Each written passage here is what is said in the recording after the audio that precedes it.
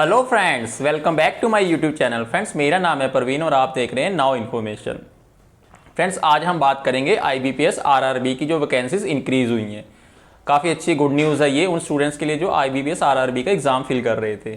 तो फ्रेंड्स, ये दूसरी बार हुआ है कि जब आईबीपीएस ने आरआरबी की जो वैकेंसीज है वो बढ़ा दी हैं। कितनी वैकेंसीज बढ़ी हैं, ठीक है, इसके बारे में सारा कुछ हम आज डिटेल में बात करने वाले हैं। हम आईबीपीएस आरआरबी के एग्जाम के बारे में, ठीक है, ए टू जेड बात करेंगे हम इसके बारे में। अच्छा फ्रेंड, इससे पहले कि हम वीडियो शुरू करें, आपको एक और अपडेट देना था कि जो एफसीआई की जो रिक्रूटमेंट थी, ठीक है फ्रेंड, जो निकली हुई है फूड कॉर्पोरेशन ऑफ इंडिया, उसका एक अपडेट आया है कि उसकी एग्जाम डेट अब उन्होंने डिक्लेयर कर दी है।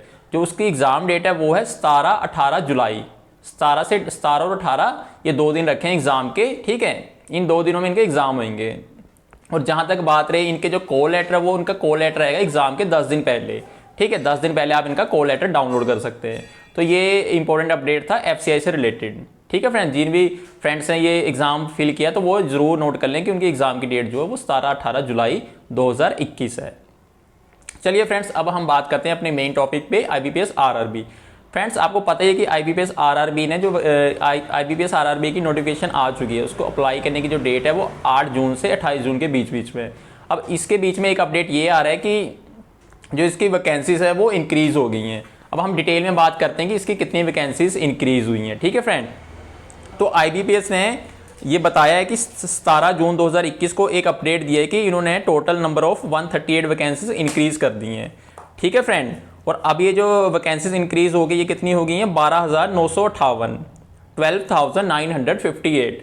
पहले कितनी थी ये? 12,820, 12,820, ठीक है। तो 138 वैकेंसीज ये इंक्रीज हो गई हैं। ये काफ़ी अच्छी न्यूज़ है स्टूडेंट्स के लिए, क्योंकि जितनी ज़्यादा वैकेंसीज होंगी उतना कंपटीशन कम होता है और कट ऑफ भी कम होती है उससे। अब हम ये देख लेते हैं कि किस ये वैकेंसीज कहाँ पर इंक्रीज हुई हैं, ठीक है फ्रेंड्स। सबसे पहले जो आप स्क्रीन पे देख ही सकते हैं कि जो ऑफिस असिस्टेंट की जब ये 7 जून 2021 को जब इनकी नोटिफिकेशन आई थी, तो उस टाइम इनकी वैकेंसीज थी 6,101, ठीक है। ऑफिस असिस्टेंट जो क्लरिकल होते हैं उनकी, बाद में ये इंक्रीज हुई थी 10 जून को, तो ये बढ़ के हो गई थी 6,827। बस 17 जून को जो इन्होंने लास्ट अपडेट दिया उसमें ये बढ़ के हो गई हैं 6,888, 6,880। ये क्लरिकल की पोस्ट है, ठीक है फ्रेंड। इसी तरह ऑफिसर स्केल 1 में पहले थी वैकेंसीज, 7 जून को जो नोटिफिकेशन आई थी उसमें थी 4,257, 4,257, जो बाद में बढ़ के हो गई थी 4,658।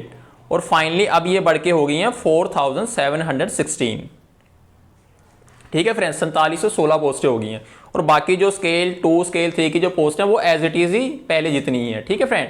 तो ऑफिस असिस्टेंट और स्केल 1 इन दोनों की पोस्टें इंक्रीज हुई थी। अब फ्रेंड, हम इस वीडियो में डिटेल में बात करेंगे कि आईबीपीएस आरआरबी एग्जाम है क्या, ठीक है, इसकी एलिजिबिलिटी, वो सब कुछ हम ए टू जेड बात करेंगे इसके बारे में। सबसे पहले तो फ्रेंड, आईबीपीएस आरआरबी की फुल फॉर्म है रीजनल रूरल बैंक। आरआरबी कौन से बैंक होते हैं फ्रेंड्स? आप में से कई लोगों ने तो आरआरबी बैंक का नाम भी नहीं सुना होगा, कईयों ने तो देखा भी नहीं होगा, क्योंकि ये जो बैंक होते हैं ग्रामीण इलाकों में होते हैं। जैसे यूपी ग्रामीण बैंक, राजस्थान ग्रामीण बैंक, ठीक है, हिमाचल ग्रामीण बैंक, जैसे हिमाचल में कांगड़ा बैंक है, पंजाब में पंजाब ग्रामीण बैंक है, मालवा ग्रामीण बैंक है, ठीक है। तो इस तरह के ये बैंक होते हैं। अब हम बात कर लेते हैं इनकी एलिजिबिलिटी वगैरह के बारे में, ठीक है फ्रेंड। सबसे पहले हम बात कर लेते हैं इनकी इंपॉर्टेंट डेट्स के बारे में। जो इनकी इंपॉर्टेंट डेट्स हैं वो हैं 8 जून से 28 जून, मीन्स 8 जून से लेके 28 जून के बीच में आप इसको अप्लाई कर सकते हैं, ठीक है फ्रेंड। इसके अलावा जो इसकी फीस जमा करने की भी डेट है वो भी 8 जून से 28 जून के बीच में, क्योंकि ऑनलाइन पेमेंट होती है आजकल, ठीक है। अच्छा, इसके अलावा जो प्री एग्जाम ट्रेनिंग का जो कॉल लेटर है वो है 9 जुलाई 2021 को। प्री एग्जामिनेशन ट्रेनिंग जो होती है वो रिजर्व कैटेगरी के स्टूडेंट्स की होती है, जो SC, ST और PWD कैटेगरी के होते हैं उनकी होती है ट्रेनिंग, ठीक है। तो वो ट्रेनिंग है, जो ट्रेनिंग का टाइम है वो है 19 जुलाई से 25 जुलाई के बीच में। इसके अलावा जो प्री एग्जाम होएगा उसका जो कॉल लेटर आएगा वो आएगा आपका जुलाई अगस्त 2021, जुलाई और अगस्त के महीने में कॉल लेटर आएगा, ठीक है फ्रेंड। और जो एग्जाम होने वाला है वो होएगा प्री एग्जाम जो होएगा अगस्त 2021, अगस्त के महीने में आपका प्री एग्जाम होएगा। तो आप उसके अकॉर्डिंग अभी से अपनी स्ट्रेटेजी बना सकते हैं कि कितना टाइम पीरियड रहेगा, आपने कितना सिलेबस कवर करना है, ठीक है फ्रेंड। जो उसका रिजल्ट आएगा वो सितंबर में आएगा, बाकी आप ये स्क्रीन पे देख सकते हैं, ठीक है। और जो इसकी फाइनल अलॉटमेंट होनी है, फाइनल नहीं मीन्स प्रोविजनल अलॉटमेंट होनी है, प्रोविजनल अलॉटमेंट का मतलब क्या होता है कि जो आईबीपीएस जब रिजल्ट दे देगा कि आपके जो भी एग्जाम है, उसके बाद जो इंटरव्यू है, जो फाइनल मेरिट बनी, उसके बाद आईबीपीएस एक रिजल्ट दे देगा, उसको प्रोविजनल अलॉटमेंट बोलेंगे, उसको फाइनल अलॉटमेंट नहीं बोलेंगे, क्योंकि फाइनल जो आपकी सिलेक्शन होनी है वो किसी बैंक में होगी। ठीक है फ्रेंड, जब बैंक में आपकी सिलेक्शन हो जाएगी उसको हम फाइनल रिजल्ट, फाइनल सिलेक्शन बोलते हैं। तो ये आईबीपीएस एक प्रोविजनल अलॉटमेंट कर देता है। उसके बाद कौन सा बैंक आपको मिलेगा देन आपका डिसाइड होएगा। जो आपका प्री एग्जाम होएगा उसमें कौन कौन से सब्जेक्ट आएंगे, उसमें एक रीजनिंग और न्यूमेरिकल एबिलिटी। ठीक है, ये दोनों 40-40 मार्क्स के होंगे और ये करने के लिए आपको 45 मिनट्स मिलेंगे। फ्रेंड, इनकी आपको पर सब्जेक्ट भी कट ऑफ क्लियर करनी होती है और ओवरऑल जो कट ऑफ बनती है वो भी क्लियर करनी होती है। ठीक है फ्रेंड्स, ये अलग अलग कैटेगरी के अकॉर्डिंग भी होता है। तो ये जो प्री है ये दोनों के लिए सेम है। ठीक है, ऑफिस असिस्टेंट और ऑफिसर कैडरे के दोनों का सेम है। उसके बाद होगा मेन एग्जाम। मेन एग्जाम के जो सब्जेक्ट है वो मैं आपको एक बार बता दूं। इसमें रीजनिंग है, ठीक है, 50 नंबर का, कंप्यूटर नॉलेज 20 मार्क्स का है, जर्नल अवेयरनेस 40 मार्क्स का, इंग्लिश और हिंदी दोनों में से आपके पास ऑप्शनल है, कोई भी एक चूज कर सकते हो, ये टोटल 40 मार्क्स का है। इसके बाद आपके पास न्यूमेरिकल एबिलिटी है, वो भी है 50 नंबर का, ठीक है, 50 मार्क्स का। टोटल ये हो गए 200 नंबर के ये क्वेश्चन बनेंगे टोटल। और इसको करने के लिए आपको 2 घंटे का टाइम मिलेगा, 2 आवर्स का टाइम मिलेगा। ठीक है फ्रेंड, आपको इंडिविजुअल कट ऑफ भी क्लियर करनी है और ओवरऑल जो कट ऑफ है वो भी क्लियर करनी है। तो ध्यान रखें इस बात का, ज़्यादा से ज़्यादा जो क्वेश्चन आपको आते हैं, जो सही क्वेश्चन आते हैं, ठीक है, वही करने, क्योंकि इसमें नेगेटिव मार्किंग भी होती है।